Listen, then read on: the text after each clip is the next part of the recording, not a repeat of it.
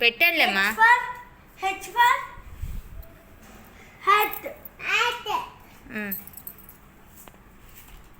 తొందరగా హేమలు.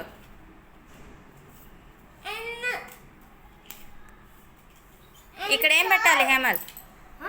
అక్కడక్కడ. ఇదిగో హన్విత పట్టుకుంది. MAP